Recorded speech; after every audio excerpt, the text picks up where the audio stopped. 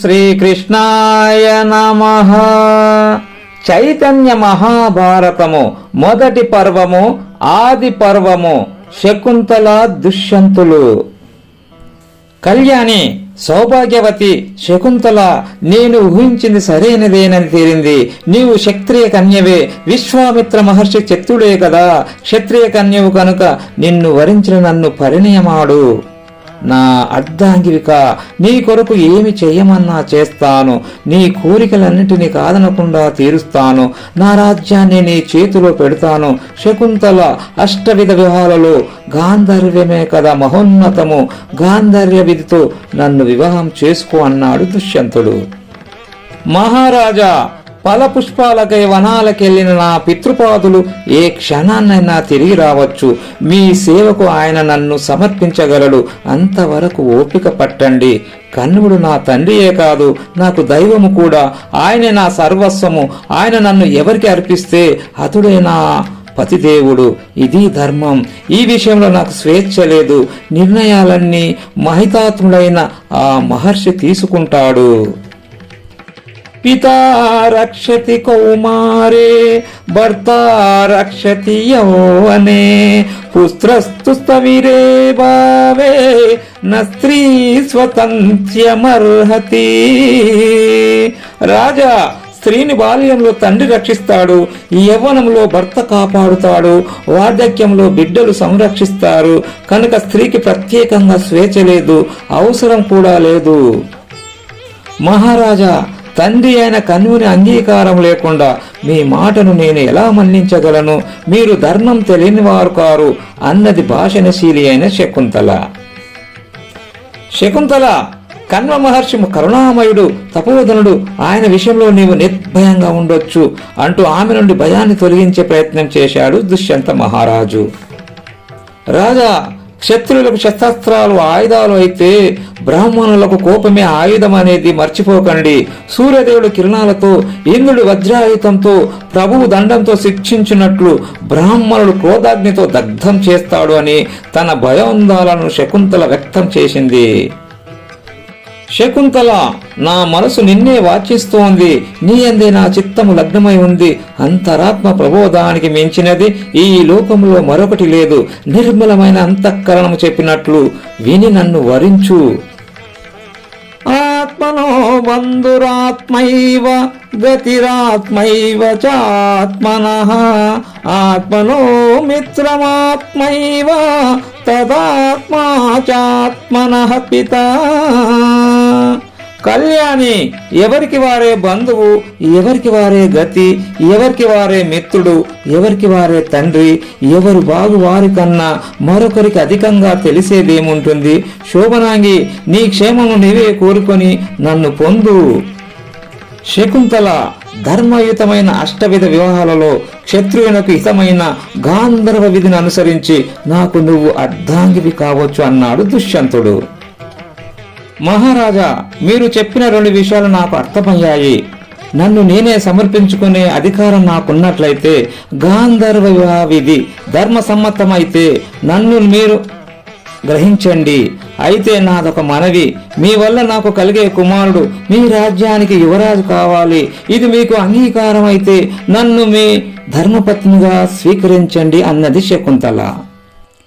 దుష్యంతుడు ఆమె కోరికను మన్నించి గాంధర్వ విధి చేత ఆమెను పాణిగ్రహణం చేసి చెంతకు తీసుకొని కొంతసేపు సరసల్లాపలాడి, భాగ్యవతి, నా నగరానికి నిన్ను వేడుకతో ఆహ్వానిస్తాను. నేను వెళ్లి రథ గజ తురగ పదాతి దళాలను పంపి నిన్ను సగౌరవంగా నా వద్దకు రప్పించుకుంటాను అని పలికి నగరానికి బయలుదేరాడు దుష్యంతుడు. భర్త అయిన దుష్యంతునికి శకుంతల ప్రదక్షిణ నమస్కారాలు చేసింది. పాదాలపై పడి ప్రణమిల్లగానే ఆమె నేత్రాల నుండి స్రవించిన అశ్రుజాలంతో దుష్యంతుని చరణాలు తడిసిపోయాయి. శకుంతలను లేవదీసి గాఢంగా ఆలింగనం చేసుకొని, శకుంతల, విచారించకు, నిన్ను తప్పకుండా రాజధానికి పిలిపించుకుంటాను. ఇది దుష్యంతుని ప్రతిజ్ఞ అని పలికి దుష్యంతుడు రాజధానికి బయలుదేరి వెళ్ళాడు. జనమేజయ, మహాతపస్వి అయిన కన్వ మహర్షి సర్వశక్తిమంతుడు. ఈ విషయాన్ని తెలుసుకుని ఎలా ప్రతిస్పందిస్తాడో అని దుష్యంతుడు భయపడుతూనే వెళ్ళాడు అని అంటున్నాడు సర్పయాగంలో వైశంపాయనుడు. కణ్వ మహర్షి ఆశ్రమానికి రానే వచ్చాడు. గురువు తండ్రి అయిన కణ్వ మహర్షికి ఎదురుగా వెళ్ళి చరణాలు కడిగి నమస్కరించడానికి ధైర్యం చాలక లోపలే ఉండిపోయింది శకుంతల. ఆమె మనసు భయకంపితమై ఉంది. సిగ్గుతో హృదయం పరితపిస్తోంది.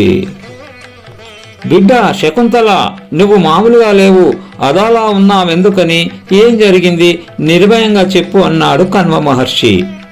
తండ్రి, ఇలుల మహారాజు తనుడైన దుష్యంతుడు విహారార్థమై ఈ అరణ్యానికి వచ్చి మిమ్మల్ని దర్శించాలని ఆశ్రమానికి వచ్చాడు. దైవయోగమో నేమో నేను ఆయనకు అర్ధాంగినయ్యాను. సర్వ విషజ్ఞులైన మీకు ఆ తర్వాత జరిగిందేమిటో తెలియనిది కాదు. నన్ను అనుగ్రహించి క్షత్రియ వంశాభివృద్ధికి ఆశీర్వాదం అందించి అభయమును ప్రసాదించమని ప్రార్థిస్తున్నాను అంటూ గద్గద కంఠంతో పలికి కణ్వ మహర్షి పాదకమలపై పడి శరణాగతురాలైంది. కణ్వ మహర్షి కొన్ని క్షణాలు కళ్ళు మూసి జరిగిన విషయమునంతా హృదయంతో గ్రహించాడు. ప్రసన్న వదనుడైన ఆ తపోధనుడు, కళ్యాణి, నా పరోక్షంలో నీవు వ్యవహరించిన తీరు ధర్మ విరుద్ధం కాదు. గాంధర్వ వివాహం అనేది క్షత్రువులకు శ్రేష్టమైన ధర్మ విధానము. పరస్పరము ఆకర్షితులైన స్త్రీ పురుషులు మంత్రతంత్ర రహితంగా రహస్యంగా గాంధర్వ వివాహం చేసుకోవచ్చు అనేది శాస్త్రోక్త ధర్మము. శకుంతల, దుష్యంతుడు ధర్మాత్ముడు, మహాత్ముడు. అలాంటి ధీమంతుడైన రాజును నువ్వు భర్తగా వరించావు. యోగుడైన వ్యక్తి నీకు భర్తగా లభించినందుకు నాకెంతో సంతోషంగా ఉంది. నీకు పరాక్రమవంతుడైన బిడ్డడు జన్మిస్తాడు.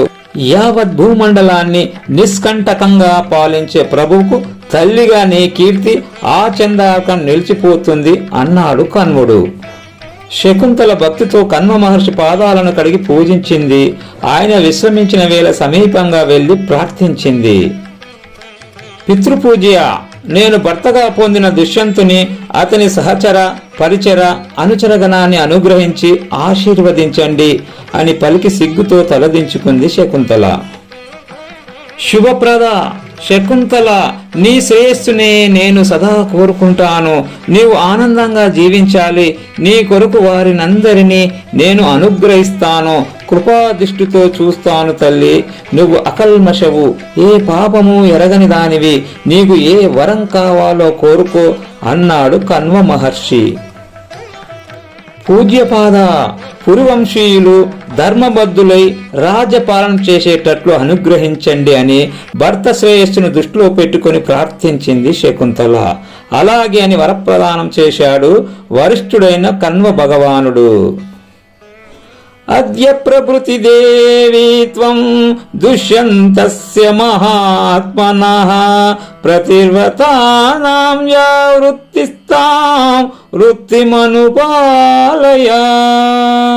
బిడ్డ, నువ్వు మహాత్ముడైన దుష్యంతుని అర్ధాంగివి. ఈ క్షణుడి పతివ్రతామూర్తులైన నారీమణుల బాటలోనే చరించు అని ప్రసన్నుడై ఆశీర్వదించాడు కణ్వ మహర్షి. శకుంతల గర్భం దాల్చింది. నెలలు నిండుకుంటున్నాయి. కరచరణాదులు కర్మలు చేస్తున్నా ఆమె మనసు దుష్యంతుని గూర్చే ఆలోచిస్తూ ఉంది. పరధ్యానంతో పనులు చేస్తోంది. ఆహారం రుచి లేదు, నిద్ర సరిగా పట్టడం లేదు.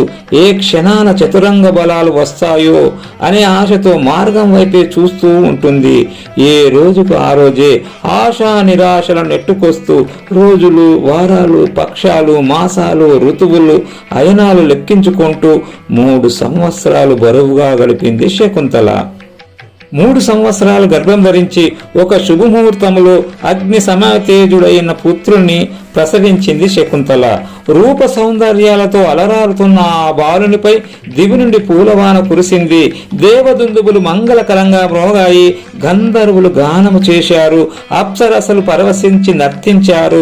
సురపతి మహేంద్రుడు శకుంతలకు దర్శనమిచ్చి, శకుంతల, అసదృశ్య బల సంపన్నుడైన నీ కుమారుడు చక్రవర్తి అయి అశ్వమేధ యాగాలు, రాజసూయ యాగాలు అసంఖ్యాకంగా నిర్వహించి విశేషంగా దాన ధర్మాలు చేస్తాడు అని చెప్పి అంతర్హితుడయ్యాడు.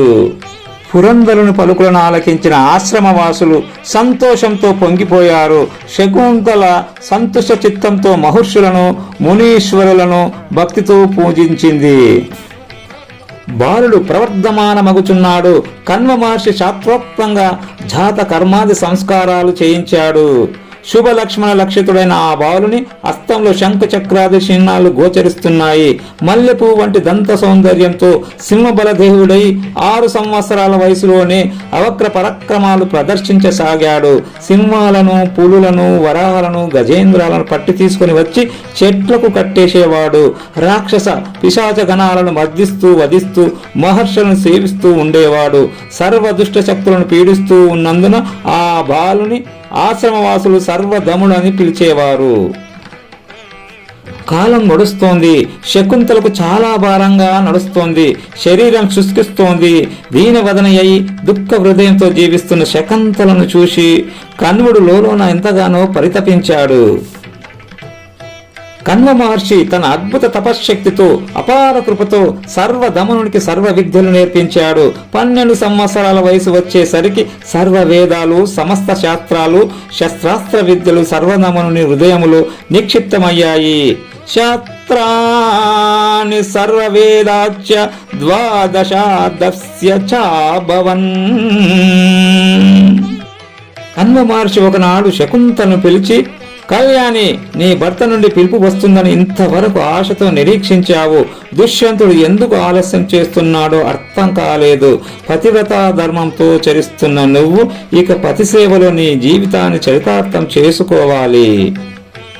శకుంతల, నీ పుత్రుడు సర్వధమనుడు యువరాజు పదవికి సర్వ విధాల హర్రుడయ్యాడు. నీ బిడ్డను యువరాజుగా చూసుకొని పతిదేవునితో కలిసి నువ్వు సంతోషంగా జీవించాలి. బిడ్డ, నా మాట విని నువ్వు నీ బిడ్డను తీసుకొని రాజధానికి వెళ్ళు. నా మాట అడ్డం చెప్పకు. నేను చెప్పినట్లు విను. మాట తప్పితే నా పాదములపై ఒట్టు అన్నాడు కణ్వుడు.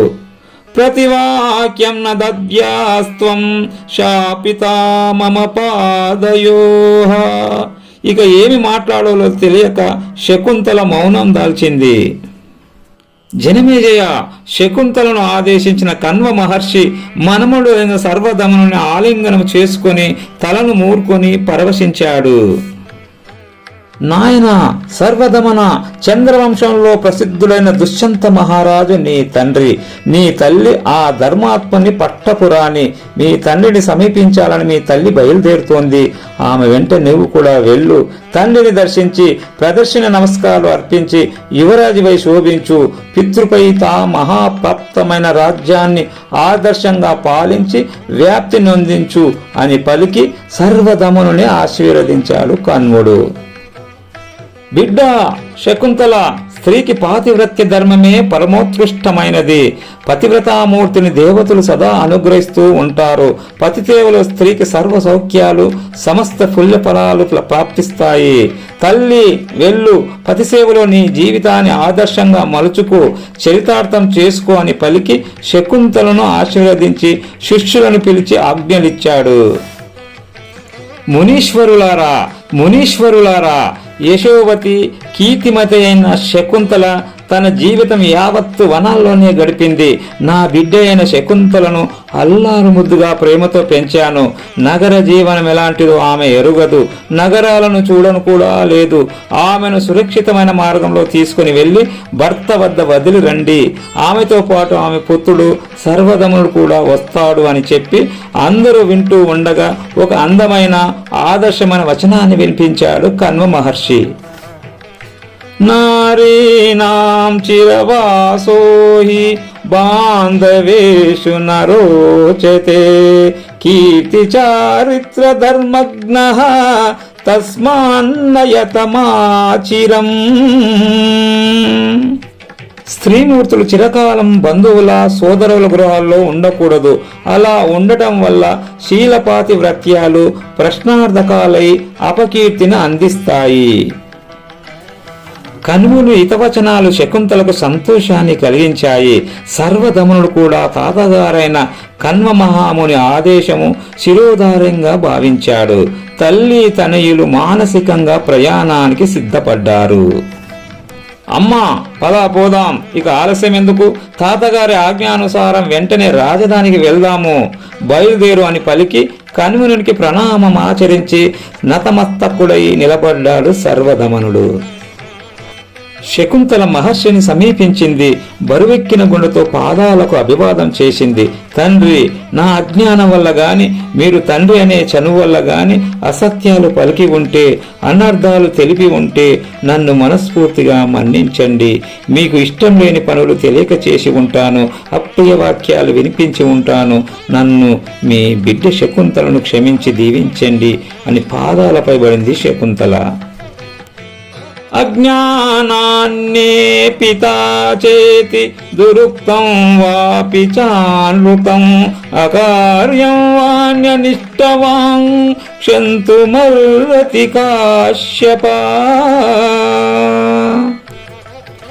మహర్షి మారు పలకలేదు. ఆయన కంఠం గద్గదమైంది, శరీరం కంపించింది, నేత్రాలు నిండి పొరిగిన అశ్రువులు చెక్కిళ్లపై పారుతున్నాయి.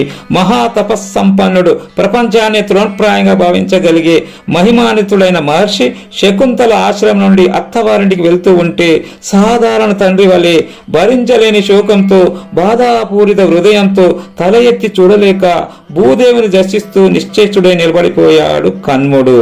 సర్వదమునితో కలిసి మహర్షికి ప్రదక్షిణ నమస్కారాలు చేసి మునిజనులు వెంటరాగా రాజధానికి బయలుదేరి వెళ్ళింది శకుంతల. తల్లి తనయులను రాజధానిలో దుష్యంత మహారాజు వద్దకు తీసుకుని పోయి అప్పగించి మునులు తిరిగి వనాలకు వెళ్ళిపోయారు.